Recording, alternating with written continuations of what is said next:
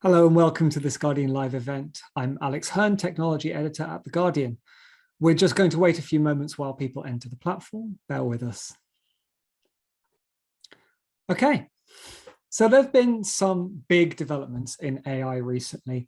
What felt like an already scarily fast progress in the field jumped into the stratosphere with the launch of ChatGPT in October last year, an extraordinary new generative AI that can write everything from student essays to job applications to jokes, songs, and more. By February, it had more than 100 million users. In response, an open letter from an alarmed group of influential tech figures called for a pause on the development in super powerful AI. More recently, Geoffrey Hinton, a man called by some the godfather of AI, resigned from Google and spoke out about his fear that the pace of development in this field could be a real risk to humans. Many technologies are hailed as world-changing, but this feels like a step up from most. And it's also feared for its apocalyptic potential. But how seriously should we take these warnings? What further developments can we expect with these technologies? And how are they going to transform how we live and work, even if the worst doesn't come to pass? We've brought together what I think is an excellent panel of experts today to explain where we are with AI and to think about what the future might look like. First on our panel is Kriti Sharma. Kriti is an AI technologist, and she's the founder of AI for Good UK, which works to make artificial intelligence tools more ethical and equitable. She's also Chief Product Officer for Legal Technology at Thomson Reuters. Next, we have Stuart Russell, Professor of Computer Science and founder of the Center for Human Compatible Artificial Intelligence at the University of California, Berkeley. His book, Artificial Intelligence: A Modern Approach, with Peter Norvig, is the standard text in AI, used in 1,500 universities in 135 countries. And finally, Professor Carl Benedict Frey, Associate Professor of AI and Work, Oxford Internet Institute, University of Oxford.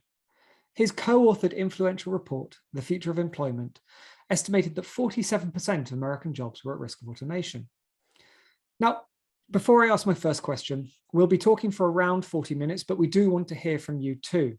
There's a QA button at the bottom somewhere, and send us your questions using it. We'll answer as many as we can in the last part of this event. If you like, please include your name and where you're joining us from. One of the lovely things about doing an online event is that we, I hope, have guests from all around the world. Anyway, with that introduction, I'm going to turn to our panelists. I've sent them an opening question in advance, so I hope they've got something interesting to say about this. Because this last year has been so big, I wanted to ask all of them what they think about AI now that they didn't this time last year. I'm going to turn first to Kriti. Kriti, take it away.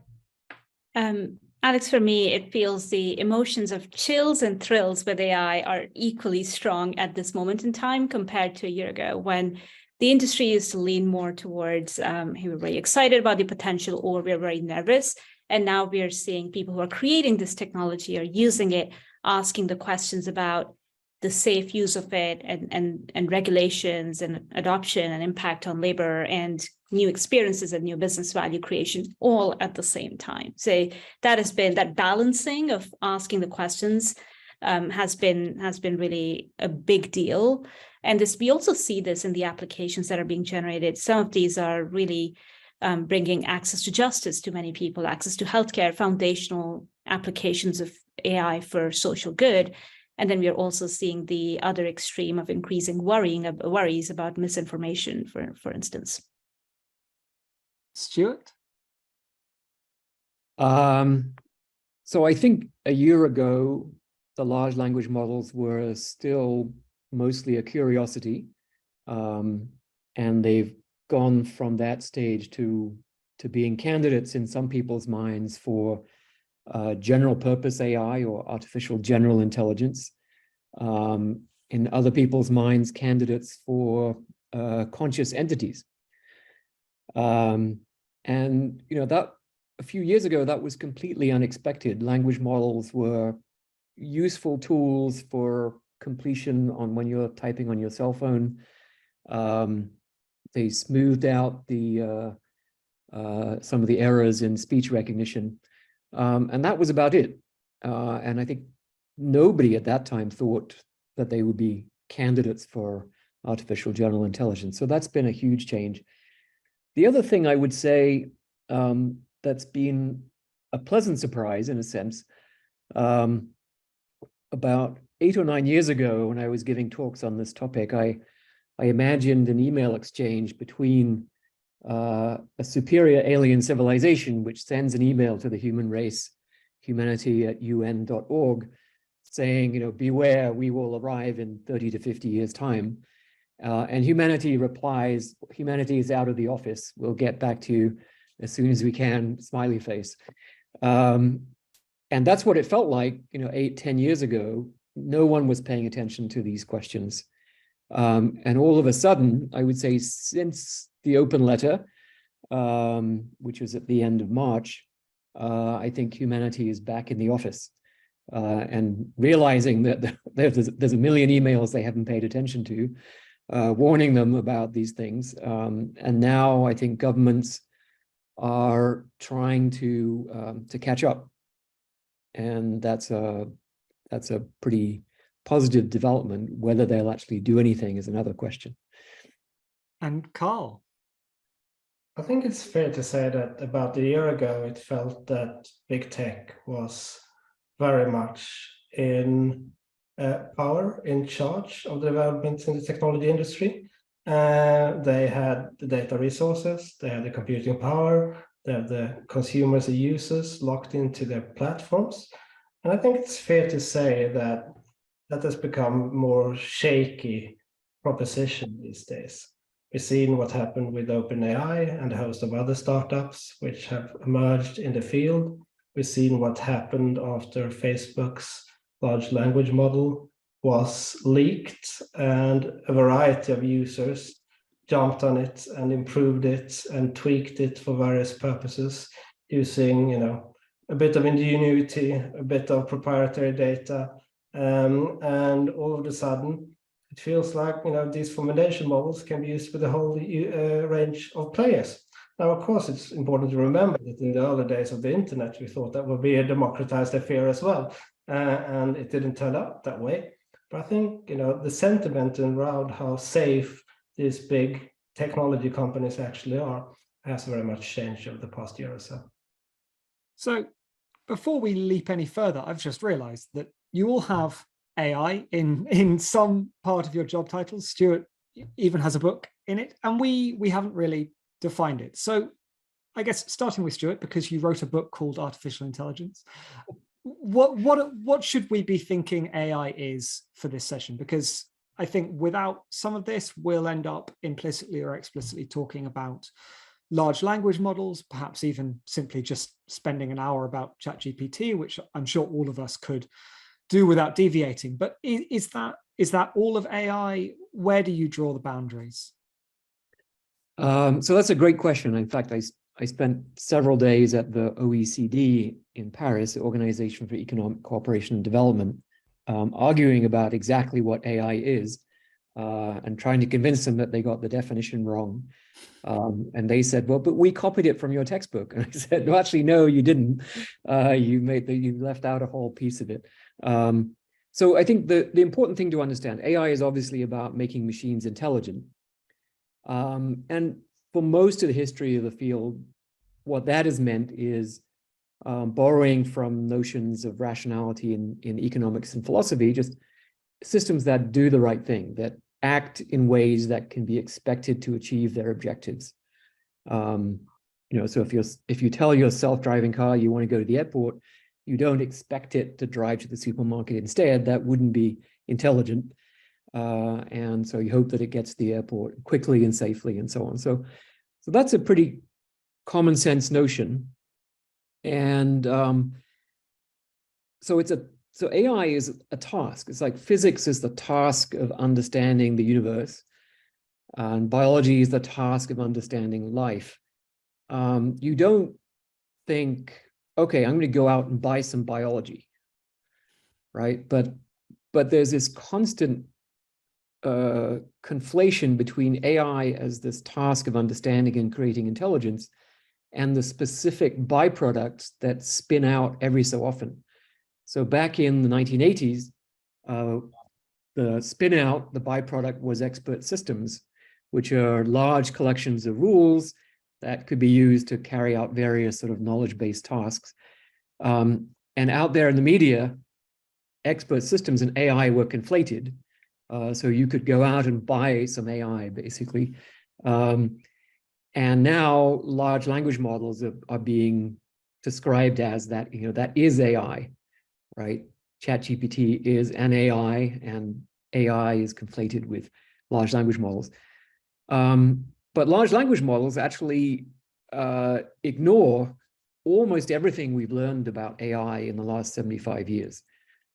They don't have reasoning algorithms. They don't have planning algorithms, decision-making. They don't do anything about enforcing consistency of a world model. We don't even know if they create any kind of representation of the world at all. And so they're really a very, very specific byproduct of artificial intelligence. There are lots of other systems. For example, the self-driving cars don't use large language models or even anything similar to large language models.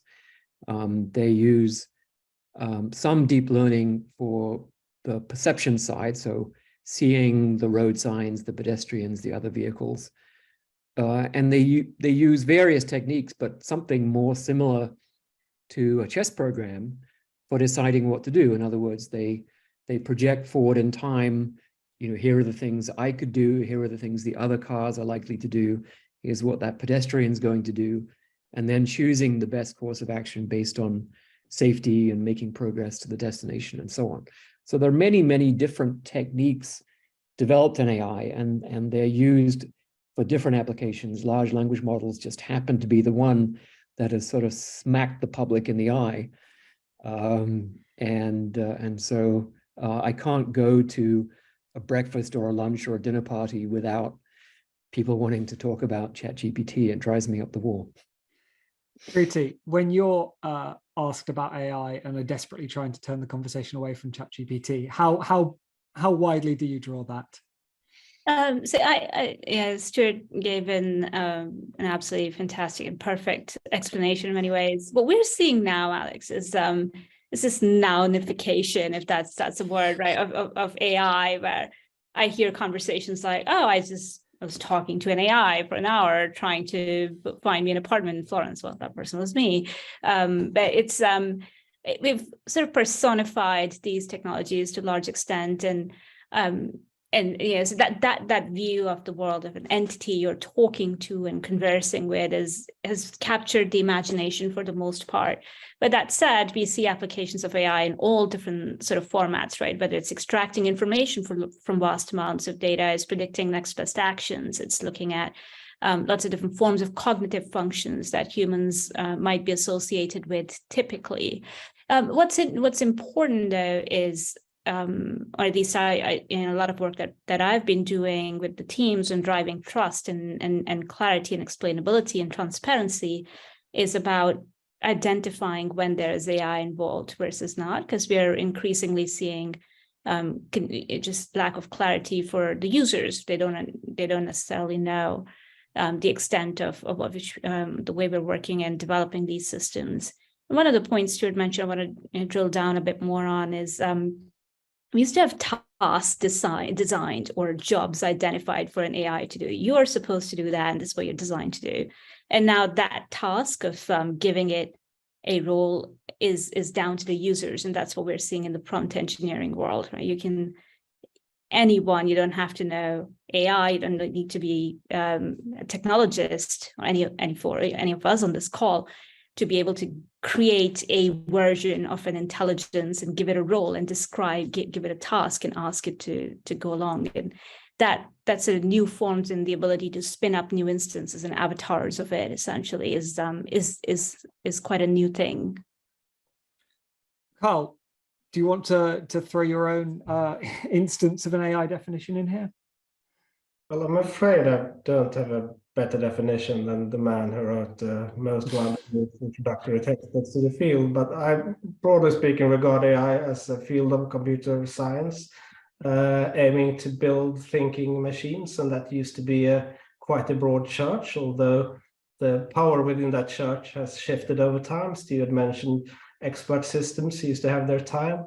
That didn't go that well, and after that we had the AI winter. And these days it's very much become narrowed down on deep learning in general and large language models more recently in particular, but it's a much broader field than that. And there are very many different approaches to artificial intelligence. So one area where you did, of course, have to come up with some sort of definition, the 2013 paper, when you estimated 47% of American jobs at risk of automation. A decade on, how do you think that estimate holds up, and where do you think we're headed? So at the time, we weren't just thinking about AI, though, to be clear. We were thinking about automation in general, and we were discussing advances in mobile robotics and all sorts of things in the paper. And more broadly, we were also sort of trying to take into account that most automation actually happens through simplifications, right? So there's no robot today that could, automate the job of a medieval craftsman, right? We didn't automate that work by building robots doing exactly the same motions, right? We did that by subdividing the work in factories and then applying machinery to it. And in similar ways, the more we can influence and structure the environment in which, algorithms and robots interact, the more tasks we can automate, right? So if you look at the occupations that we've deemed most automatable, many of them are related to advances in AI. So truck drivers, for example, cashiers with Amazon Go has sort of partly been driven by AI and advances in perception. But some of the bottlenecks, you could argue that we identified at the time were complex social interactions. So chatbots weren't very good when we wrote the paper. They are indeed quite good today.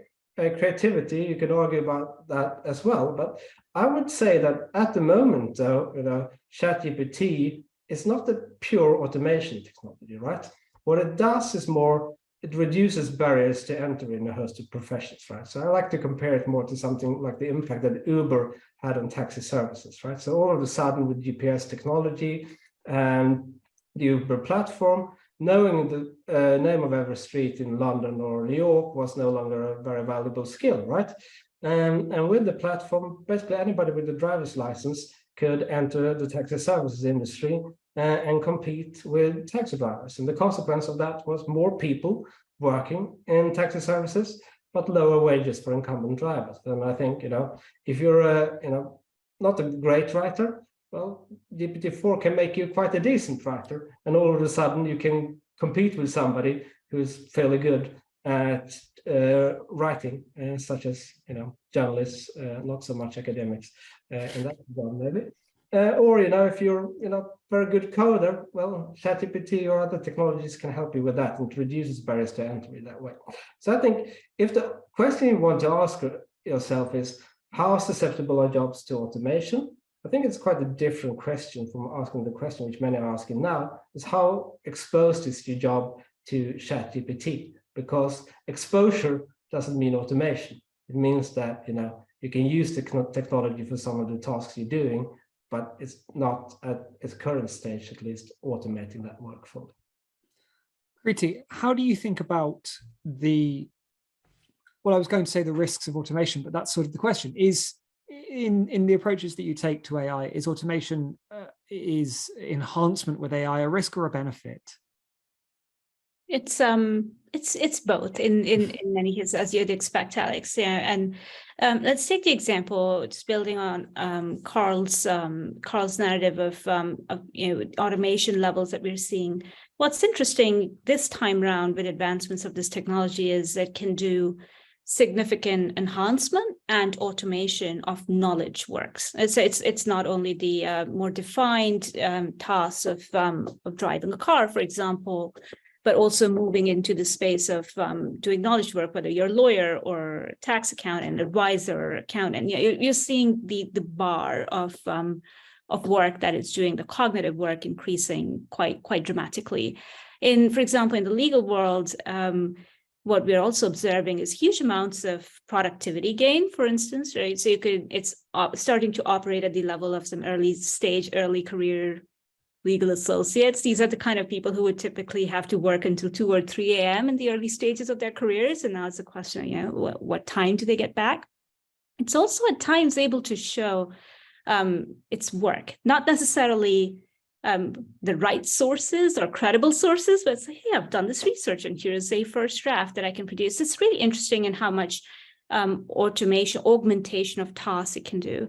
But then there's the other element of we're now observing applications of AI in industries where there isn't enough knowledge, availability of knowledge workers in the first place. So for example, when we look at healthcare or social services or justice systems, this isn't a space where there's enough fulfillment of the needs. There's a huge untapped market of people who need access to legal services, the billable hours model, right? When you'd previously have to pay a lawyer an exorbitant fee for a vast amount number of hours, you can now use them for a final review and get to a first draft. So as you can reach the need of a much broader group of people who previously didn't have access to it. And the same thing in the health world, right? Early triage. So that's a very long-winded way of saying, Alex, that we're seeing applications in automation and augmentation at the same time, but true benefit is coming from areas where there wasn't enough support to provide those services to begin with. The sort of junior lawyer example always interests me because it's both perhaps an obvious immediate gain, but also something that seems to slot very poorly into our existing systems of labor. You know, if you eliminate first-year lawyers, where do your second-year lawyers come from? Is it a perhaps too glib a way of looking at it? But how, even if AI doesn't improve, even if these technologies don't improve much over the next few years, even if we hit a wall, just the systems that we have right now, how do they actually slot into the existing labor market? I guess back to you, Kriti. I'll give it a stab. So, yeah, Alex, the journey we are seeing on adoption is really interesting. In many generations of technologies that have come in, especially a lot of software applications and other previous older formations or forms of AI, or let's call them legacy AI, we've never seen this level of enthusiasm from the non-nerds of the world wanting to adopt it. Previously it used to be the tech guys, tech geeks in a company or in a law firm, for example, say we want the latest technology, we want to drive augmentation or automation, and now it's the lawyers or the partners we really need access to. So there's a huge amount of curiosity. Now, what we are yet to see is how does that curiosity turn into actual changing of human behavior, changing the way they adopt this technology, what that means to the operating model of businesses of all sizes. That question is yet to be answered. It could be the excitement is here and we're going to change the way we work and we're going to adopt the technology. We're going to change how we train people, what people learn in law school, what kind of work they do. Or it might be, oh, this is nice. Let's see over the next 10 years how this is going to start to change. All of this, either scenarios are entirely possible. I think the biggest driver is going to be when people, especially knowledge workers, can trust this technology that's providing the right answers, or it's sourcing it from the right places. And that's a hard problem to solve in a space where, to Carl's point, the barrier to entry is so low. Oh, do you think there is a plausible world in which we do things like alter training, alter education fast enough to keep up with the sort of changes that we're seeing? Well, the good news, of course, is that, to some degree, these algorithms are, virtual tutors. And, with relatively little resources, most people around the world have, access to them today. Now, the question, though, is what are people going to use it for, right? And, if we look at online education, which has been with us for some time, unfortunately, it's mostly people who already have college degrees that tend to use online education to educate themselves further, right? So a key question in terms of upskilling and reskilling is how do we actually incentivize people to use these virtual tutors to learn new things. I think when it comes to the impact on the labor market, so how wages going to respond, for example, will to a large extent depend on how demand for content creation responds, right, as it gets cheaper, right, to produce new content. And speaking for myself, right, if Netflix content improves hugely over the coming months, I'm not going to watch twice as much Netflix. I don't have the time for that. My day is 24 hours. I might, substitute away some other content for better content, right? So I think, there's a limit to, how much content we can consume. And therefore, I do fear that, as we see a lot more competition in the professions, we're going to see declining wages in many domains. And we're going to see declining wages in domains where people have more influence than in the past, right? When factory workers were being automated away, there wasn't too many people signing letters and issuing warnings. And now all of a sudden, people are very concerned about unemployment and the future of work. So I don't think this is a very different time. Not so much just because of the labor market impacts, but because also the political economy of it. I think there's a strike going on right now in the United States of the writers who write the Netflix shows and the scripts for all the TV shows. And they're on strike, and one of their demands is that AI systems not be allowed to write or to post-edit the scripts that they produce. And they are really in a panic that this could dramatically reduce their opportunities to work. Because as Carl said, if you can produce 3 times as many scripts, people are not going to watch 3 times as much TV just to keep you in a job. I mean, I already feel like getting an AI to watch Netflix for me just to help me keep up with the sheer quantity of material posted on the online. I asked that question, and I said if AI stands still, if we see no more progress, but of course that's feeling unlikely. Stuart, without asking you to do too much futurism, how do you see this field progressing over the next year or 2, I suppose? Let's not go too far forward. So I think the point that Kriti made about trust is really crucial. CEOs have asked me, how can we use this? How can I, get rid of 30% of my employees and so on and use these systems instead? And I said, yeah, get rid of all of the psychotic 6-year-olds who live in a fantasy world who are working for your company and replace them with GPT-4. Because you just can't put this in any critical path in your company. For example, GPT-4 will agree that 1 + 1 is 3. Right? You can ask it what's 1 and 1, and it'll say 2. You say, sure, it's not 3, and it'll say, oh, sorry, you're right, it's 3. My apologies. So if you ask it for a 99% discount, it'll probably say yes, right? And so you'll end up giving away all your products. It will make up stuff about products that don't exist. It'll sell you insurance on Pluto. It'll do all kinds of insane things, and you just can't trust it. And because we don't know how it works, and this is something that I think is very important for the listeners to understand, neither we nor the people who made it have any idea how ChatGPT actually works. And so the only way you have at the moment to get it to behave itself and stop lying and stop saying bad words and racist things and so on is to spank it.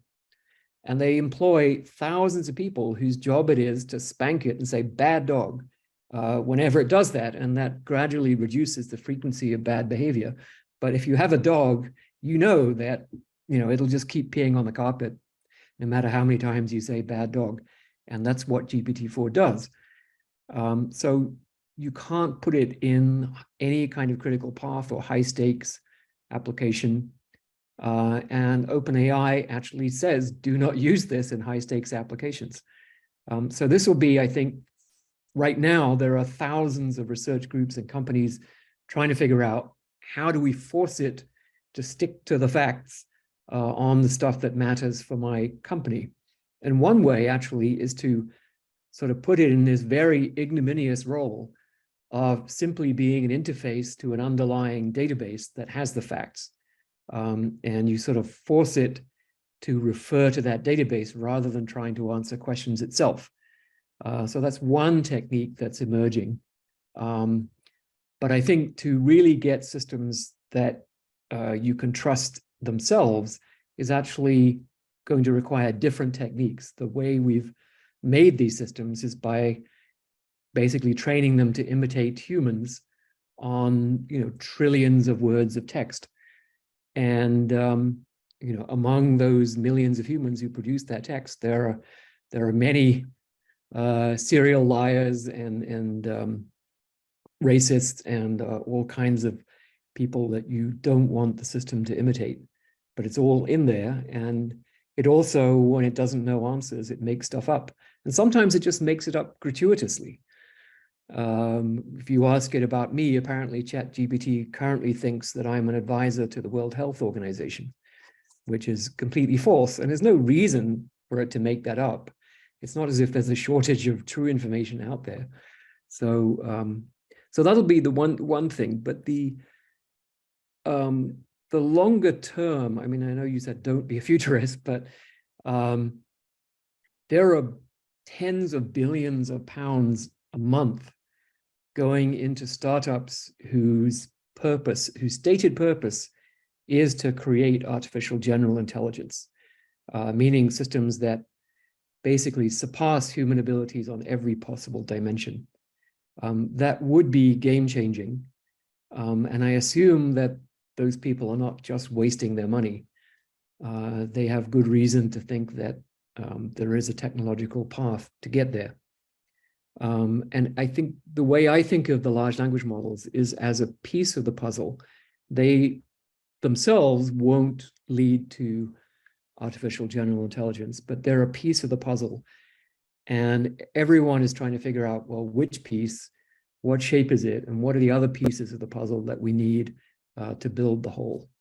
And that's going to be what happens for the rest of this decade. I'm tempted to linger here on your pet training techniques, but I will just intervene quickly to say that we are already getting an awful lot of audience questions, which is fantastic. I'm not going to move on to them just yet, but I will let the audience know that sort of if you want to get something in, do get it in, because we have enough already to fill the second half. So I'll be selecting the best from those submitted. Kriti, when you are looking ahead, what improvements to the systems that you see now are you already planning for? What assumptions are you baking in about problems that will be fixed or won't? Do you think hallucination in AIs is a problem for now or a problem forever? Yeah, Alex, the biggest hope that I have we can solve for in the next year or 10 years, hopefully sooner, is to solve for that trust problem. And that trust problem has many different variations. It's about showing your work, and it could also be about, it definitely is about not making stuff up. It's about taking the human along the journey if there's a human reviewer involved, for example. If we don't solve that problem, the trust equation, I don't see a scenario where humans will use this technology in any sort of earnest in real world scenarios beyond the more of the entertaining applications that we see today, or small productivity enhancement, augmentation experiences that we see today. So that's the single most important thing.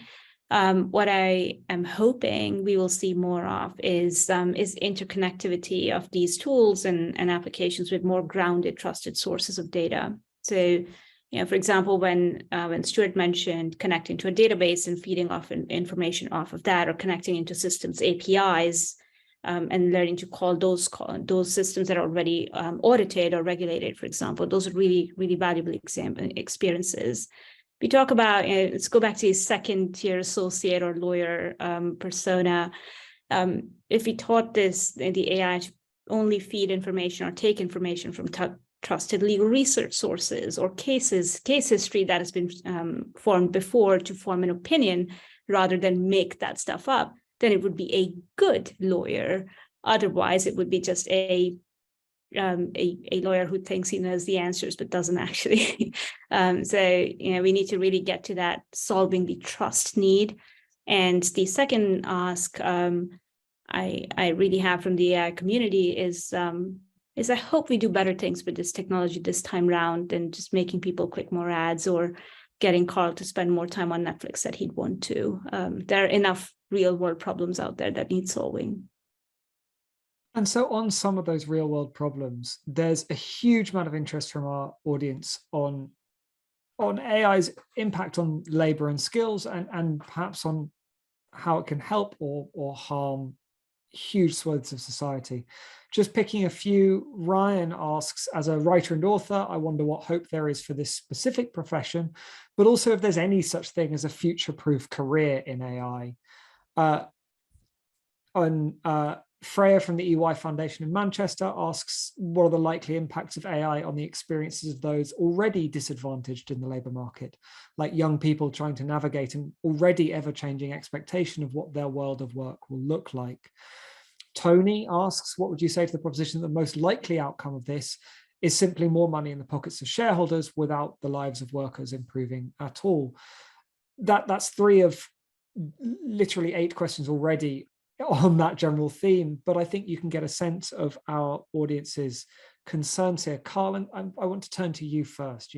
Is there a future-proof job? Is there anything that you look at now and you go, if you were advising an 18-year-old entering the world of work, you'd say, hey, this is safe? Well, look, I'm not sure if any job is safe, but if you're looking for a job that's safe from AI, right, I think, dishwashers are probably, not going to be replaced by AI anytime soon, but, that's not necessarily a great job, right? So I think the bigger question related to that is what are we going to use AI for? Are we going to use AI to automate away existing jobs and tasks and occupations? Or are we going to use it to invent new types of activities, products, industries, and so on, right?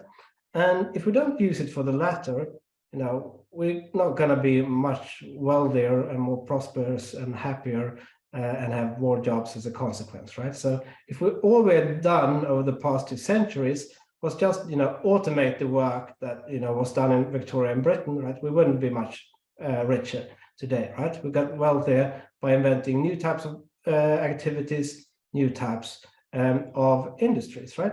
And I think artificial intelligence has a huge potential to help with science. I mean, it's many risks as well, and I'm sure we'll come on to those, but it offers a huge potential for science and innovation. And the question is, how do we incentivize companies to use AI, not for automation and monitoring and turning workers into robots as well? How do we incentivize businesses to use it to create new and previously inconceivable things? And I don't think we have a blueprint for that, but there are certain tweaks that certainly help, right? So if you look at the tax code, right, payroll taxes are much higher than taxes on capital.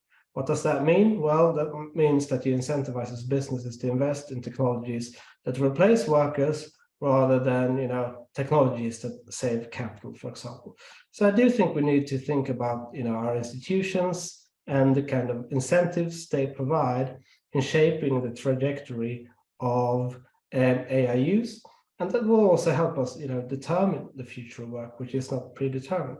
Now, I fully understand that young people are feeling frightened about AI, and I have a young daughter. I'm concerned over it as well. The world she's going to grow up in is very different from the world I grew up in and the generation before. But if you ask my great-grandmother, do you think what are your grandchildren going to do, right? She would probably not have said, well, my great-grandson is probably going to be a hot yoga teacher, and my granddaughter, she's probably going to be a software engineer, right? So it's much easier to imagine the jobs that will disappear than the ones that may emerge in the future. And I think that's important to keep in mind, but we shouldn't put our faith in that. We need to design institutions that support job creation and upskill. Kriti, on the disadvantaged areas of the labour market, do you have any hope that AI will bring people into the fold, I suppose, rather than lock ever more out? Yeah, I really see, Alex, the opportunity to bring a broad community of people into just looking at the example of the field of AI. The barrier to entry within that has dropped significantly. If you're an entrepreneur looking to solve a problem or a need, where previously you needed to bring in a large group of people, very expensive talent to serve that community, you could now use that with a few few integrations to an existing system. Not saying that's the perfect answer, but yeah, the barrier to entry is a lot lower. So I would just love to see more applications in that field where we can solve some of these challenges that were previously very difficult to solve. And just sharing a couple of examples. We've done a lot of work over the last few years on access to justice and support for people who are vulnerable in, for example, in situations of violence. And they wouldn't get, it's not easy to get frontline support services to help you understand your law, your legal rights, or information, or get help when those organizations are underfunded, for instance. And there's true potential for AI to provide, if designed in the right way, and using the right kind of AI to really provide unbiased and safe information to people to help them get access that they wouldn't have otherwise, right? So I see that barrier dropping for new applications to be created once we can get ourselves past this, what I call the dial-up version of AI that we're seeing right now as we grow up and become more mature. Stuart, presumably author of AI textbooks is going to remain quite an important job going forward. Is there anything else that you'd recommend people try their hands at? So I think there is going to be, in the short term, I think, continued need for software engineers, data scientists, and going forward, robotics engineers. I think robotics is a dam that's going to break fairly soon. And the thing that's making the difference is not so much changes in the physical robots, but changes in the software that runs the robot, so that it can function successfully in an unstructured environment. So it could, stock supermarket shelves, mow the lawn, and maybe even be a dishwasher. And I think the place we'll see that pretty soon is in warehouse work. Amazon is introducing a robot that seems to have the capability to replace the nearly 1 million warehouse object pickers. Their job is to go to a shelf, pick out an object, bring it back, put it on a conveyor belt, and go off to be dispatched. And that job is likely to be automated by new types of robots. So this will be will have a huge impact. I think some of the lower level white collar jobs like call center work are also under immediate threat. The area that I see in the future where humans have a comparative advantage, right? That's one way of thinking about what's a safe job, is where do you have a comparative advantage? So it would be jobs where we want the human being to do it. We don't want it to be done by a robot. And jobs where, as humans, we are in a better position to be able to do it because we're human. And I think, in a very simple sense, as humans, we know what it's like to be a human. In my book, Human Compatible, I use the example of, I know what it's like to hit my thumb with a hammer. And if I don't, I can easily find out by hitting my thumb with a hammer. And machines simply don't have that sort of direct access to human experience. So they can guess from, seeing how many humans react, but they don't know it from firsthand experience. So that suggests that interpersonal roles are going to be the place where humans find their niche in future. And I think we'll see a massive expansion in careers where you're interacting directly with other humans on a one-to-one basis to make people's lives better. So, I was just talking to a friend who's an executive coach, and in his small company has gone from 3 executive coaches to 165 in the space of 12 months. There'll be new titles, right? There'll be life architect, there'll be professional luncher, right?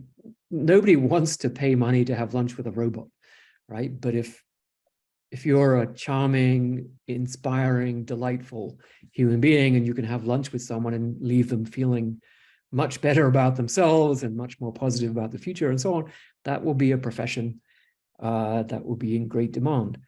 The downside of this is that at the moment, a lot of these interpersonal jobs are actually very low status and low income. You think about childcare, you think about elder care, right? We all profess to attach great importance to our children, and yet the people we have look after them, we pay them, you know, £10 an hour, and yeah, you can take whatever you want from the fridge. And why is that? It's because we don't have training and science to actually make childcare into a really high value profession.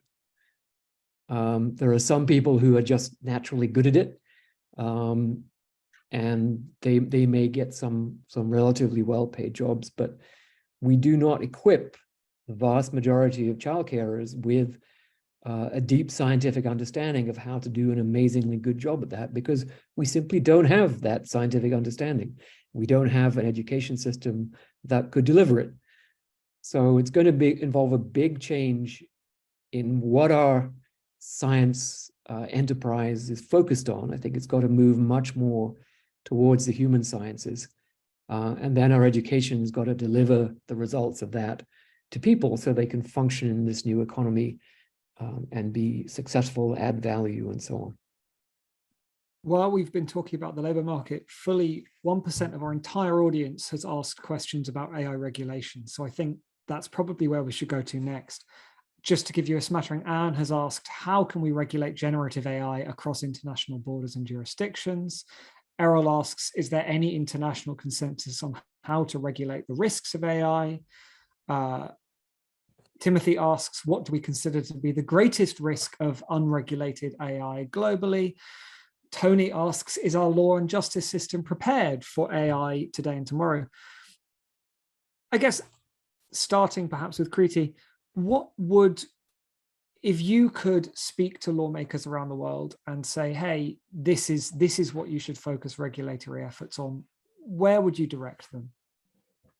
It's a great question, Alex. I would first of all say the inconsistency in approaches that we're seeing, that needs to be solved very, very quickly. Because Stuart called out the China approach, then we have the US approach, and then I have the deeply, deeply, deeply disappointing UK approach at the moment, which is more about a lot more light touch.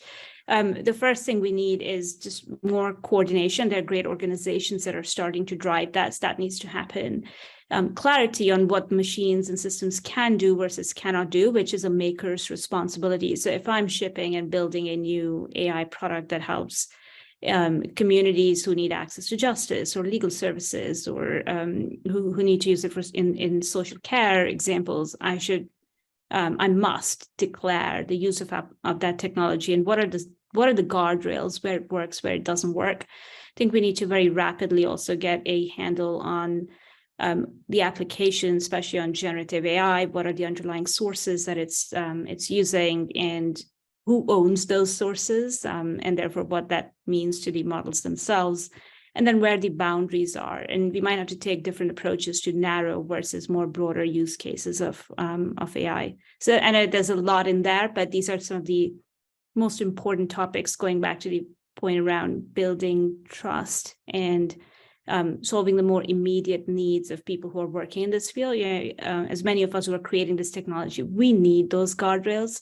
So far, it feels very much like it's left to geeks like me or individuals to figure out what that means. And we're all the organizations are signing up to their own principles and aligning themselves, but we need a lot clearer guidance. We need it fast, and we can't wait for at the pace at which we're going.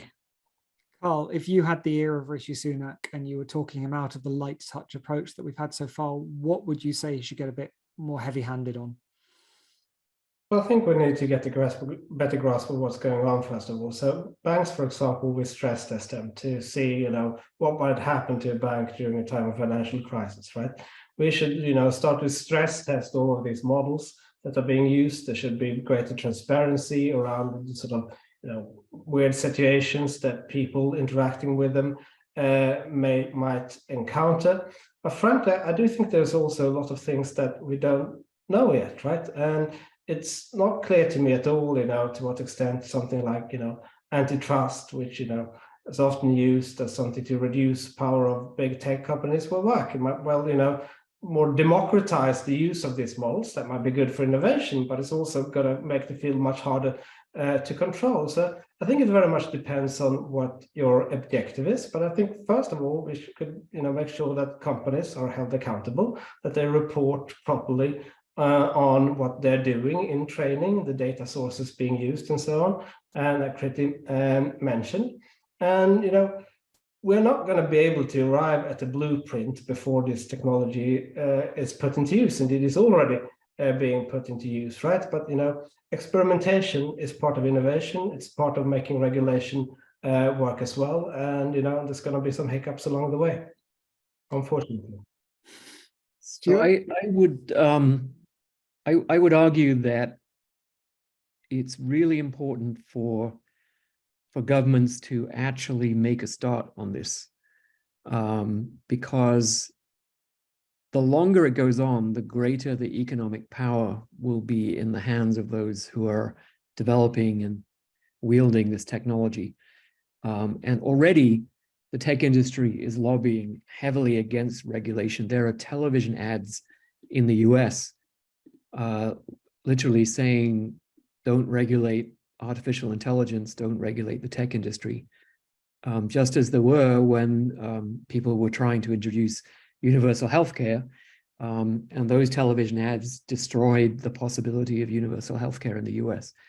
And in Europe, the tech companies have been trying to insert clauses into the AI Act, which is due to be voted on later this year and finalized, inserting clauses that explicitly exclude general purpose AI, saying that for the purposes of this act, general purpose AI is not AI and therefore shall not be regulated. I think one obvious area where it's pretty uncontroversial is that humans have a right to know if they're interacting with a human or a machine. I've yet to talk to anyone who thinks that we shouldn't have that right. And this is a place where this is part of the European Union AI Act, but it's a place where governments could actually, get some intestinal fortitude and actually pass that rule. And that's already very significant, because I think the business model of the metaverse was intended to be that fake humans spend several weeks getting to be your friend. You don't realize that it's not a real person, and gradually dropping into the conversation that they really love their new BMW or their new Rolex, or got this really cool pair of shoes from Jimmy Choo, blah, blah, blah, right? Whatever it might be, it would be, instead of the banner ad, it would be the 6-week discussion with a fake friend, convincing you to buy things. So that business model would be eliminated if AI systems have to declare themselves as AI systems and also declare themselves as in the pay of some particular vendor. So that would be a start. And I think this would be, I think several of the questioners were talking about international agreement, not just national legislation. And this, I think, we should think of as a human right that should be enforced globally. What may emerge actually is that each country will have a regulatory agency whose job it is to develop and enforce the regulations on AI systems. And then those agencies would have a coordinating body on a global scale, similar to the International Atomic Energy Agency, for example, which could then exchange information, develop best practices, figure out how to write the legislation. There are a lot of other areas, AI systems should not be, giving medical advice in a sort of unconstrained scenario. they can provide background help to a licensed physician to actually give advice. But these kinds of areas perhaps can fall under the authority of existing regulatory agencies. But I think a lot of the new regulation is going to have to be horizontal, cutting across different application areas. And like Kriti, I'm somewhat grumpy about the UK's approach, which says we're not going to do any of that. Everything is just going to be, passed down to existing agencies, and they'll have to figure out how the existing regulations can be used to constrain what AI systems do. And I don't think that's going to work. We're running short on time, so I just wanted to ask each of you, on a personal level, what the most recent thing it is that you've done with AI, using AI to make your life better. Let's give us some very short-term sugar rush.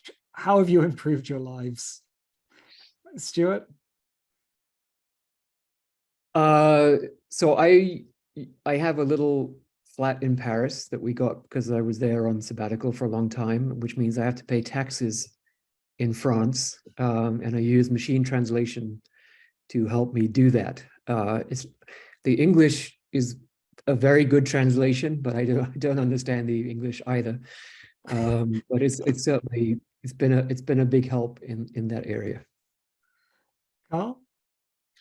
Overcoming writing block, I think, by far the most valuable thing for me so far. You struggle to find the words, you give it a prompt, it may not give you a great answer, but at least it takes you in some slightly different newer direction. And Kriti? So I built an AI that talks to my niece and teaches her AI, so I don't have to. Very, very meta. Wonderful. I've got in my script here that we've run out of time, and I hope we were able to answer some of your questions. I know that we haven't. I'm so sorry. We got so many questions. I probably should have given up my own half hour of asking my own questions and just launched straight into the audience ones from minute one. But I hope the questions that we did put to our panel were answered to our audience's satisfaction, and I hope our panel had a good time. Thank you so much to Kriti Sharma, Stuart Russell, and Carl Frey. And thanks to all of you for joining us tonight. You can read more of our reporting on AI at theguardian.com. And please do also sign up to Techscape, our weekly technology newsletter, written by me until I go on parental leave next month. We'd love to hear what you thought of this event, so please do fill out our survey at the end. And finally, a huge thanks again to our panel. Good night.